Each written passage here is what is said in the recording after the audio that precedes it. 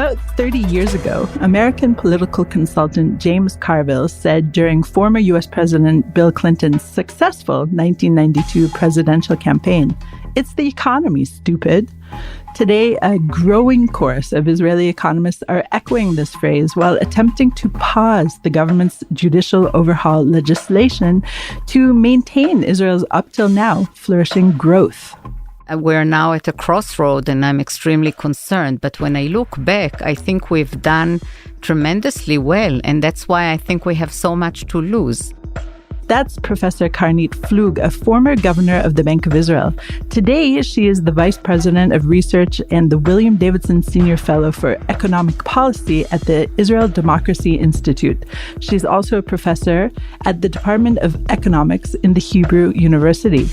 This week, the Bank of Israel issued its financial stability report for the first half of 2023. In it, it warned that growing and prolonged uncertainty around the implications of the controversial legislation poses a threat to the country's financial system and economy. In our talk, Flug gives concrete examples of what she and other analysts are seeing right now. So this week, we asked Professor Karnit Flug, what matters now?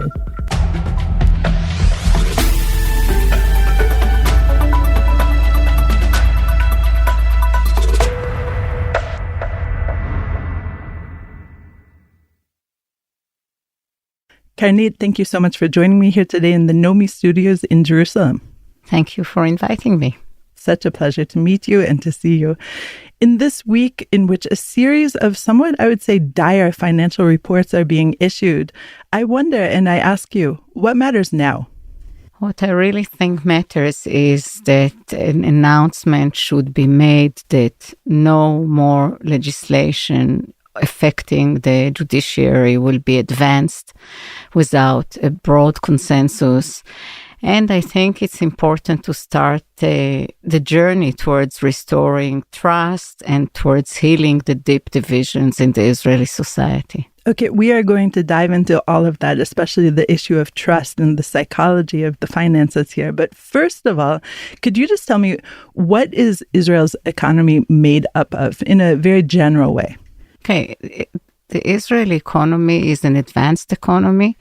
We always used to say that it's a small open economy. It's still open, but it's not that small, actually. And when you look at the composition of the economy, it's quite similar in general terms to most advanced economies, where more than half of the business sector of the GDP of the business sector is commerce and services. About 18% is communication and transportation. About 18% is industry, and 7% is construction. So I think it's not atypical. But what is in some way distinct about the Israeli economy is the importance of the high-tech sector, which has both services and also industry, but mostly services. And that accounts for about 18%. That was the number for 2022 of the GDP, which is really very extreme. It's the highest in any advanced economies. So that's a very important feature, something that describes the Israeli economy.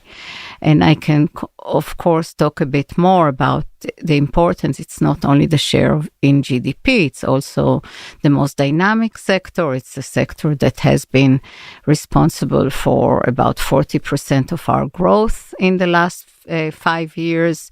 It accounts for about 56% of our exports and 25% of our of the direct taxes. So it's an extremely important sector. We have a relatively small tourism sector. Actually, it's quite, I think, surprising because, Israel has so much to offer in terms of the Holy Land. Right, in terms of history and in terms of culture and in terms of religion, but tourism accounts for less than 3% of GDP. And if you compare it to countries like Spain or Italy or Greece, it's less than a third of the weight in these countries. By the way, this was something that sort of shielded us from a much worse crisis during the COVID, because all these countries that are very dependent on tourism and that it accounts for a lot of their output and employment actually suffered a terrible blow during COVID. And Israel, because of the two sectors, actually because of the importance of the high-tech sector, which continued to flourish during COVID, and the very small tourism sector that got hit, but it's a very small sector. Actually, we went through the COVID crisis with a relatively mild effect of it and very short-lived effect. This puts a lot of context into the very explosive comments and protest movement coming out from the high-tech sector, because, as you're saying, they are a really big vote in terms of our financial stability and our economy. Now, I want to also just hear a little bit about the Bank of Israel, what it is and what it does. Well, the Bank of Israel is, first of all, it's the central bank, which is responsible for monetary policy, for setting the interest rate, for maintaining our foreign exchange reserves. It also has a role as the regulator of banks. And that's something that not in all central banks, the banking supervision sits within the central bank. It's responsible for all the payment system, which is, again, a typical job of a central bank. But the governor of the central bank has also a relatively unique role as the economic advisor to the government. And that's something that is atypical, and normally these roles are separated.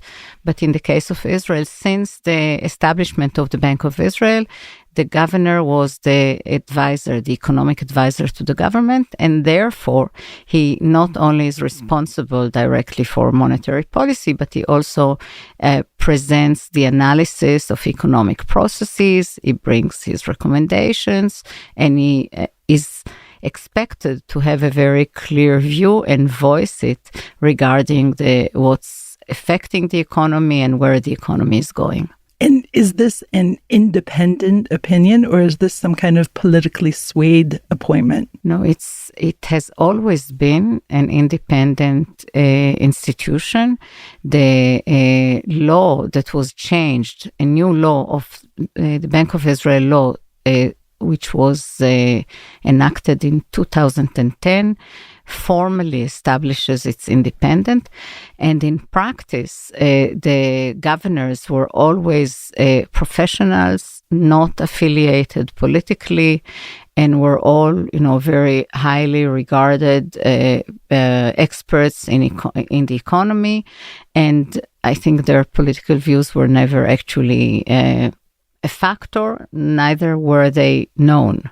So, and I have to say, I very much hope that this will continue, because I think being a highly regarded institution and independent is very important for the economic stability and economic prosperity of Israel. If you see the comments made, for example, by rating agencies, they also always mention the strengths of the bank, its professional strengths, as an important element in the functioning of the economy. Now, there are some who are saying that the current judicial overhaul legislation could affect the independence of the Bank of Israel. Do you see that happening? Well, it's not part of what was announced as the judicial overhaul. However, in parallel, and maybe it's related and maybe it's not related, you hear a lot of comments regarding the Bank of Israel that have, I would say that they are a source of concern.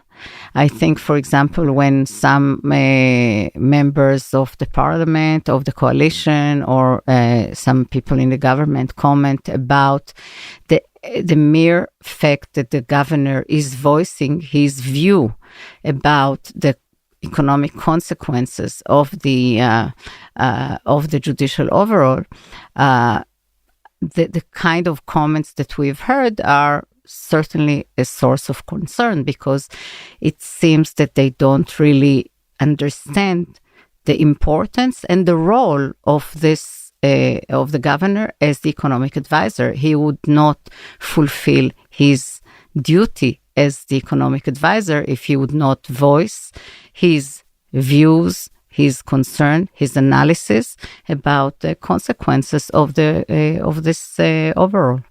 Now, most of your career, you were inside the Bank of Israel, and this is in a way a public service job, is it not?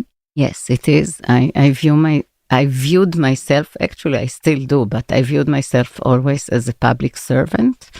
And I think this is how people at the bank, from the most junior to the most senior position, view themselves as public servants, definitely. I think that people who care about Israel and about the Israeli economy have a duty to voice their views based on their most in-depth analysis, and most based on their professional judgment. And I think that's what is expected of every public servant.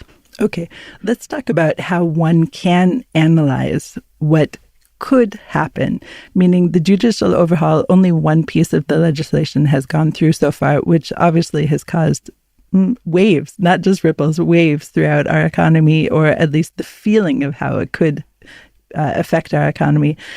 But let's talk about the really hard measures that we have to actually analyze this through data, through science. So I think that you have to maybe make a distinction between short-term effects that we've already seen and projections of what may happen based on sort of a scenario which looks at what is happening if these kind of processes go on, based on the experience of other countries and of research that has actually looked at these kind of effects. So, and it's important to make the distinction, because some of the effects are relatively immediate or are already showing in the short term. What are you seeing? I will go through some indicators, but the others will actually materialize only over a much longer period of time. So we can say, well, we haven't seen them, so we're not concerned, but I think it's not a good strategy. So what we have been seeing, and maybe one other comment before I'll talk about the exact indicators. I think what has changed between a week ago and now, when the first pillar of the legislation actually went through, is a difference between a legislation that was considered a scenario that could materialize, and therefore if it materializes, it's a risk that we can talk about, and between the current situation where actually this scenario started to materialize. We don't know yet exactly how, but at least it has begun to materialize. And I think that's part of why the level of concern has been going up, and we see that in the market. Because it's no longer theoretical. Right. And because it's starting to materialize, and there is a realization that there is the will and there is the power to actually go through this legislation without a broad agreement. There are some statements that go in the other direction, but they're always with an asterisk saying, but yes, we can. So what have we seen? And here I think one way is to look at really what happened to the main indicators over the last 6 months or so, since the announcement of the intention to legislate this very extreme and controversial overhaul of the judicial system. What we have seen is the weakening of the shekel against all currencies, and you can actually measure the excessive weakening of the shekel because there are all kinds of things that are affecting the dollar and that are affecting the shekel beyond or regardless of the political developments. And there are models that actually were quite good in predicting the short-term evolution of the shekel. So when you play or use these models, you can see what is not explained, and you see actually that there is a divergence towards weakening of the shekel from that model. And the Bank of Israel did this work, and it was published, and they showed that about 10% of the depreciation of the shekel vis-a-vis a basket of currencies is related to the legislation. 10% of depreciation also means about between 1% and 2% of additional inflation. So we've been talking about the inflation moving up, and in some countries we've already seen the decline of inflation. So you can attribute about 1.5% of the current inflation, which stands at about 4.5%, to the legislation. That also means that some of the additional interest rate hike that the Bank of Israel had to actually to apply because of the higher inflation can be attributed to the legislation, which means higher interest rates on our mortgages and all our credit. So this is the kind of things that we've already seen.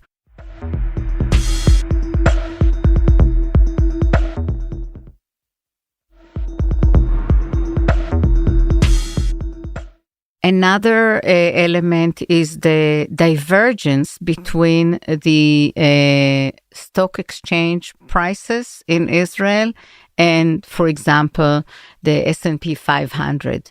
So if you look at the graph, you can see that for a long time, until the beginning of the year, the trends went together. And then all of a sudden, you see this divergence. And there is a gap of something between 20 and 25% between the level of indices that represent the S&P 500 and the indices of Tel Aviv 125 or Tel Aviv 35. So it's a substantial loss in terms of the value of our assets, and it affects pensions and it affects the value of all our financial assets. So this is another example that you can actually quantify. And the third element that you can see very clearly is the drop in investment in our high-tech sector. Now, there was a drop everywhere, and people say that, and that's true. But when you see the extent or the percentage of the decline, you can see that it was much sharper here. And while you start seeing recovery in investment in high-tech sector in other places, we haven't seen it here. So this is, again, an element which is crucial because our high-tech sector, and I explained in the beginning how important it is for the economy, for the employment, for the prosperity, for taxes. If that sector really suffers a severe blow, it means a severe blow for the economy as a whole. Another indicator of the effect of the legislation and the fear from where we're going is the fact that Israeli startups are now actually listing themselves in the US and not here. If before all of this started, there was about 80% of the listing of Israeli companies was in Israel and 20% listed themselves in the US. Now it's the reverse. Now, this is much harder to quantify, but it's clearly affecting the sector that was the engine of growth in the last 5 years, and was very important also to our resilience. We've gone through some very severe global shocks, and the Israeli economy actually performed quite well. The effects were relatively not that severe, and it's partly because of the sector. I think it's also because of the institutions that were actually able to deal with these shocks. So I think we're really weakening ourselves in many aspects. Everything you've described has taken place in a relatively short period of time. Does that mean that it's like a fresh stain? It's something we can easily wipe off of that white dress and get our economy back on its feet? I wish I could say yes, but I am not sure. I think that even if we do, or if the government do, and if the prime minister actually do what I think should be done, which is the announcement that I said before, and take some other actions, I think the fact that the drift in the society, the divisions in the society will be much harder to heal. I think trust has been lost, and that's true between the government and a big part of the population, but also between the government and some, for example, the rating agencies or some other external. I'm not putting it on the same footing, but I think the issue of trust is so difficult to actually build and so easy to destroy.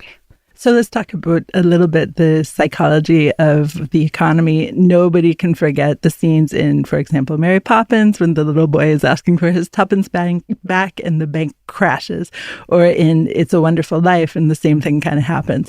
How much does the public's psychology, the public's perception of the stability of their country affect the economy? Well, I think that there are some parts of the economy that are, and again, I'm going back to the most dynamic part, that are very mobile and they can choose and they are much more reactive to these kinds of developments. If you're an investor and you're not sure that the rules of the games are stable, you're not sure that you will have the ability to go to the court if a decision seems to you by the government or by any governmental body that it's arbitrary and it doesn't make sense. You had normally the protection of the courts. If you'll not have that, you'll think twice whether you want to really invest your money, your abilities in a place like that. And I think there are some parts of the economy, of the society that are less mobile, and that will always be here. But I think it's this the parts that are very dependent on investment from abroad and on the decisions of very bright entrepreneurs and people in technology and so on. They can choose. And I very much hope that we will restore in some way their trust and their will to actually put all their abilities here and not somewhere else. So one of the measures that you instituted as governor is this Financial Stability Committee. What is its role and could it save us here? Well, the Financial Stability Committee was set to coordinate between the financial regulators and to look at all the parts of the financial system in a more holistic way. I'm not sure it can save us from the things we talked about before. It's very important, and actually these kind of committees were set in many places as a lesson from the global financial crisis of 2008, when I think the realization was that risks can move from one part of the financial system to another part, and you may actually not be, if you're not looking at all of the system as one and exchange information, for example, between the different regulators, you may actually have some blind spots. And I think the Financial Stability Committee is important for that. I'm not sure it can save us from ourselves.